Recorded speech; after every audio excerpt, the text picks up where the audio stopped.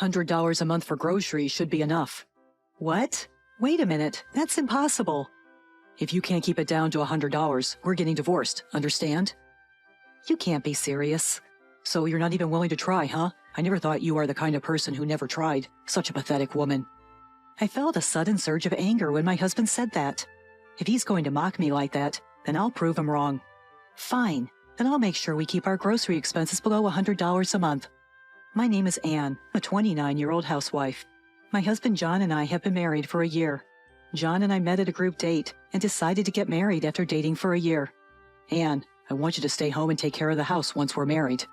So I quit my job after getting married and became a full-time housewife. I did like my job, but starting a new life with John was more important to me, so I didn't hesitate to be a housewife. Our life after marriage was sweet and blissful. Every day, I made lunchboxes for John and prepared elaborate dinners. John always said, "Anne, your cooking is really delicious." And his enjoying meals made me very happy. Back then, he had a steady job, and he would always leave work on time and come home early, so the two of us used to have peaceful and happy meals together. But recently, it seems like John's work has become busier, and he's coming home later. He used to be home by 6 p.m., but lately, he often doesn't come home until after 9 p.m.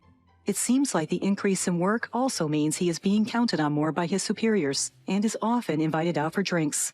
So every Friday night, he goes out drinking and often doesn't come home until late at night.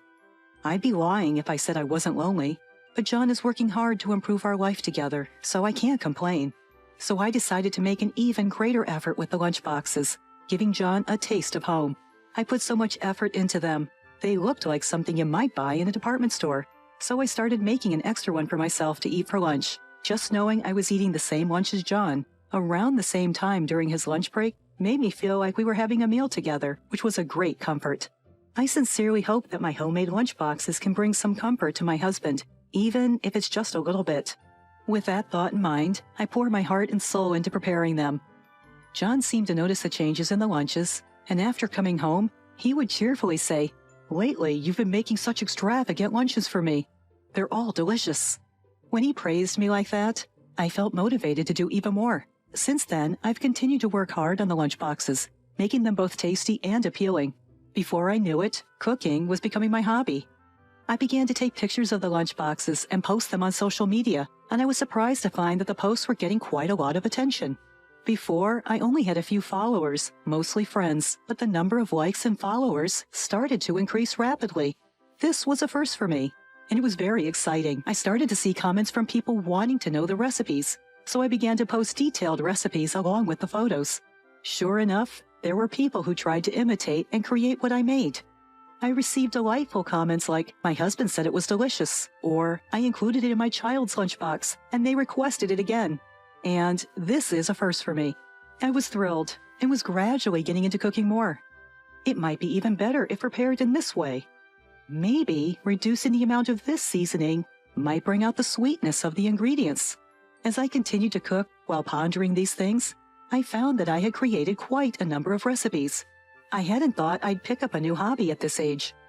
My husband John seemed as busy with work as ever, spending less time at home due to overtime and working on weekends. But I didn't feel as lonely as I thought I would, because I used my alone time to study nutrition and even obtained a nutritionist certification. Time flew by, and 2 years of our married life had passed. I started thinking it might be about time to have a child.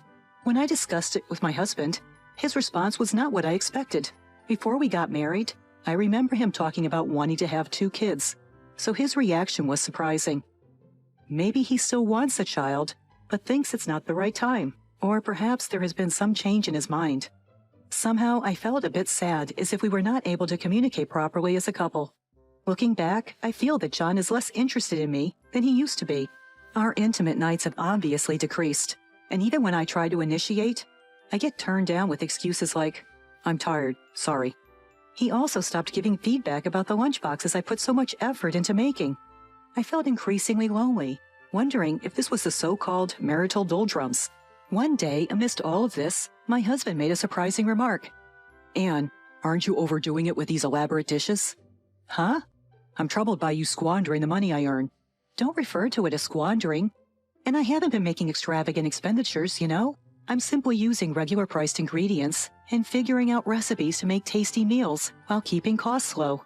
That's impossible. Those visually appealing and tasty lunchboxes must cost a lot to make. No, not at all. Just a little ingenuity and preparation can change the flavor quite significantly.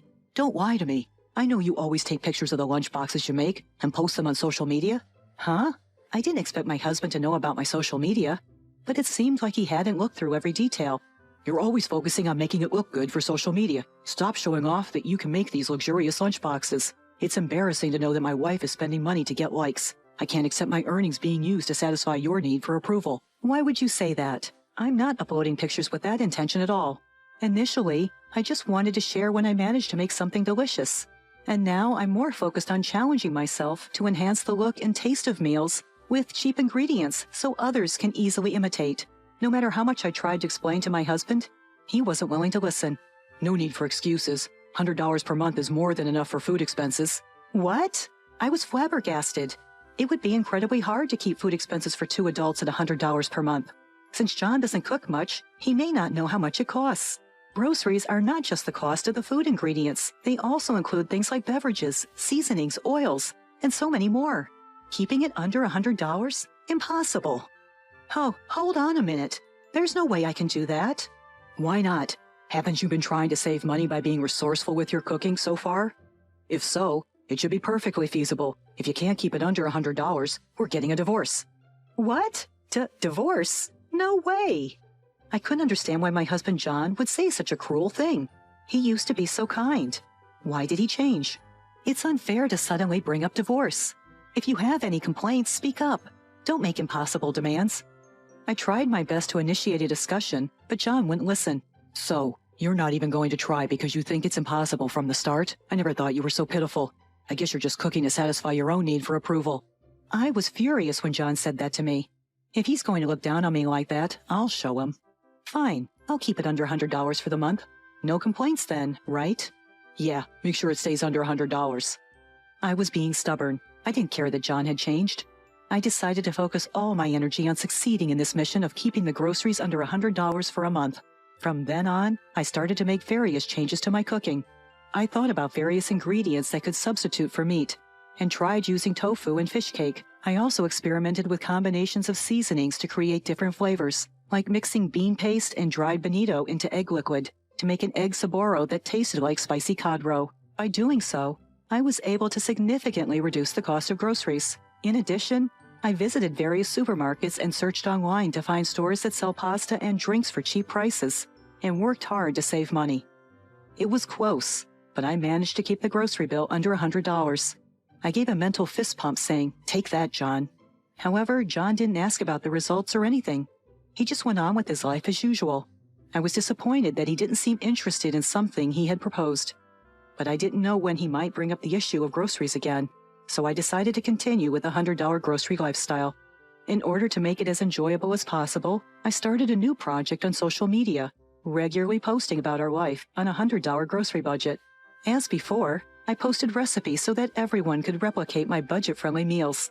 I saw a comment about wanting to see a video summary, so I started uploading weekly videos on a video sharing site that neatly summarized what I was doing. To my surprise, I got a lot of feedback, and the number of subscribers on the video sharing site increased rapidly, enabling me to monetize it in no time. I was amazed at how the world has changed. The more people watched, the more motivated I became, and I kept coming up with new recipes. In the midst of everything, my husband John told me he would be going on a 3-day business trip the week after next. With that news, I figured there would be no need for me to cook, so I planned to return to my hometown. My hometown is quite a distance away, so I would need to take a plane. So I quickly reserved my plane tickets. Then, before I knew it, the day had arrived, and John left the house in the morning with his carry-on suitcase. He planned to drop by the office before heading to the airport. A little while after John left, I packed my bags and also headed to the airport. Since I was only going home, I packed light enough to fit everything into a backpack. Since I packed light, I was able to leave the house quickly and without any hassle. Upon arriving at the airport, I found a casual cafe where I sat back and enjoyed a cup of coffee while responding to comments on my videos and social media posts. Then, I heard it. I could hear John's voice somewhere. Even in crowded places, his voice is familiar, so I instantly recognized it was him. I looked in the direction of the sound and saw John walking in front of the cafe. Just as I was about to call out to him, I noticed a woman walking beside him. What's more, they were walking arm in arm, seeming rather close. I couldn't take my eyes off the pair. That was undoubtedly John. Is he having an affair? Was the whole business trip a lie? I was so shocked by what was happening right before my eyes that I was rooted to the spot for a while. My flight was due, so with a heavy heart, I boarded my plane and went home. My parents warmly welcomed me, but noticed my downcast expression and asked me what was wrong. My parents expressed their anger at John, saying what a jerk he is. That lightened my mood a little. After that, I decided to put John aside and enjoy my time at home. My mom's cooking was delicious, and it reminded me of when I first started living alone and worked hard to recreate her taste in my own cooking. After some much-needed relaxation at home, I returned to our house. Immediately upon my return, I hired a private investigator. I had never been more grateful for my advertising income from my social media. A few weeks later, the investigation results came in. In short, John was having an affair. It seems that his mistress was a junior at his office. Furthermore, after investigating in detail, it appears that their relationship had been ongoing for about 6 months. That timeline coincided with when John started working overtime and on weekends more frequently. Could it be that he was spending too much money on his mistress, and that's why he asked me to save on groceries? Thinking this, everything made sense. An intense rage against John welled up within me, pretending to be frugal when all he wanted was to increase the money he could spend. The audacity. I decided to take some action against John. From the next day, I stopped cooking for him. Huh? Where's my lunch?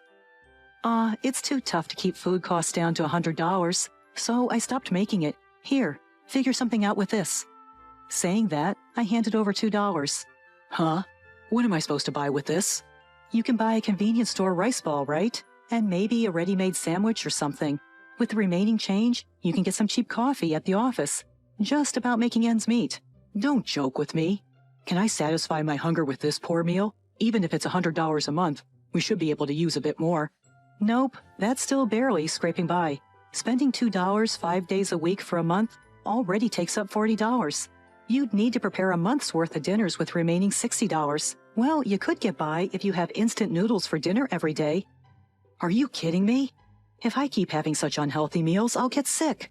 But if we don't stick to instant noodles around $1.50 each, we can't fit within $100.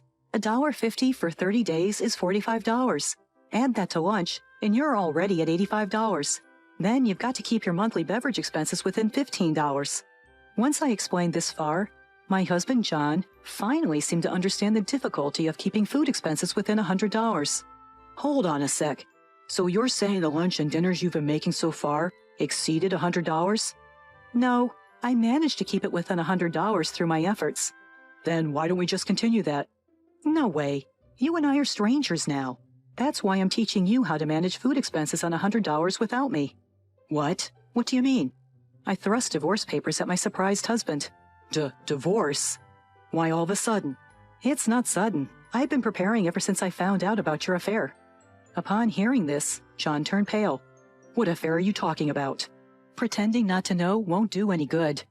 I showed him photos proving the affair.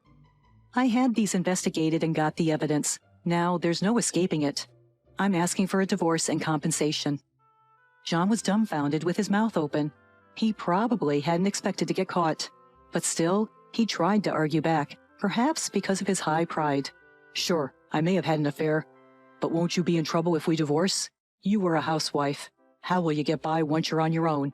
Your family is far away. What are you going to do? Wouldn't it be better to forgive your husband's one mistake and continue our married life? I was astounded. What a jerk he was to say such a thing. Sorry, but I have quite an income now. Huh? The social media posts you look down on have led to various work opportunities for me. I also get substantial income from ad revenue for my video posts, and I'm about to release a book of money-saving cooking recipes. Recipe book? You're releasing a book? To tell you the truth, I'm earning a lot more than you are, so I'm not worried about being alone. Really? John thought I was just a housewife and has been looking down on me. He was shocked in various ways when he found out I was earning more than him. He was no longer able to say anything and was looking down. Just fill out the darn divorce papers, will ya? If you put up a fight, I'm game for anything. I said that as I grabbed my bags that I had packed in advance and hightailed it out of the house. Afterward, through a lawyer, I communicated with my husband and the divorce went through without a hitch.